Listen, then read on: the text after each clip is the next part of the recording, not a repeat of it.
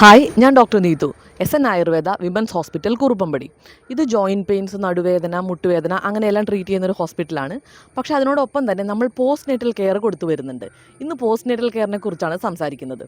ചില ആളുകളിലെങ്കിലും ഒരു സംശയമുണ്ട്, ഇതിൻ്റെയൊക്കെ ആവശ്യമുണ്ടോ, ഇതിപ്പോൾ എല്ലാവരും ഇതൊക്കെ ചെയ്തതാണോ, ഇപ്പോൾ കഴിഞ്ഞ തലമുറയിലുള്ളവരൊക്കെ വേണമെങ്കിൽ ചിന്തിക്കാം.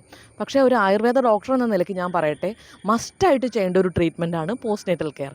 അതായത് ഈ വാദമൊക്കെ ട്രീറ്റ് ചെയ്യുന്നത് കൊണ്ട് തന്നെ എനിക്കറിയാൻ കഴിയുന്നത് നല്ലൊരു ശതമാനം ആളുകളിലും ആഫ്റ്റർ ഡെലിവറി, അതായത് പ്രസവത്തിന് മുമ്പ് ഒരു കുഴപ്പമുണ്ടായിരുന്നില്ല, പ്രഗ്നൻസിയും പ്രസവവും ഒക്കെ കഴിഞ്ഞതിന് ശേഷമാണ് എനിക്കിങ്ങനെ ജോയിൻറ്റ് പെയിൻസ് ഒക്കെ തുടങ്ങിയതെന്ന് പറയുന്ന ഒരുപാട് പേരുണ്ട്. എല്ലാവർക്കും അല്ല, പക്ഷെ നമുക്കിത് ഒരു റിസ്ക് ഉള്ളൊരു ടൈമാണ്. നമ്മളത് ഗൂഗിളിലൊക്കെ നോക്കിയാലും മനസ്സിലാവും.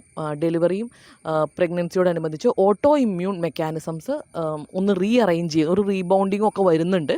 അപ്പോൾ ആ സമയം ചിലപ്പോൾ ഇതൊരു ഓട്ടോ ഇമ്മ്യൂൺ ഡിസോർഡറിലേക്ക് ഷിഫ്റ്റ് ആവാൻ സാധ്യതയുണ്ട്. അപ്പോൾ നമ്മളിത് എല്ലാവരും ഇത് ചെയ്യുകയാണെങ്കിൽ നമ്മൾ അതുകൊണ്ട് തന്നെ ഒരു 95% പേരും അതിൽ നിന്ന് മാറി നിൽക്കും. എന്തായാലും അതൊരു സ്ട്രെസ്സുള്ള ടൈമാണല്ലോ. പണ്ടത്തെ പോലെ ഇങ്ങനെ തിളച്ച വെള്ളം ഒഴിച്ചിട്ടൊന്നുമല്ല ഇപ്പോൾ ട്രീറ്റ്മെൻറ്റ് ചെയ്യുന്നത്. വളരെ നല്ലൊരു സുഖചികിത്സയുടെ രീതിയിലാണ്. നിങ്ങൾ വീഡിയോസൊക്കെ കണ്ടിട്ടുള്ളവർക്ക് മനസ്സിലാവും.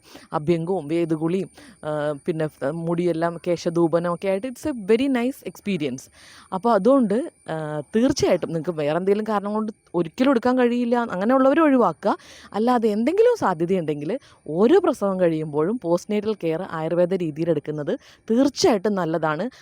അത് ഭാവിയിലേക്കുള്ള വളരെയധികം രോഗങ്ങളെ ഇല്ലാതാക്കാൻ ഹെൽപ്പ് ചെയ്യും.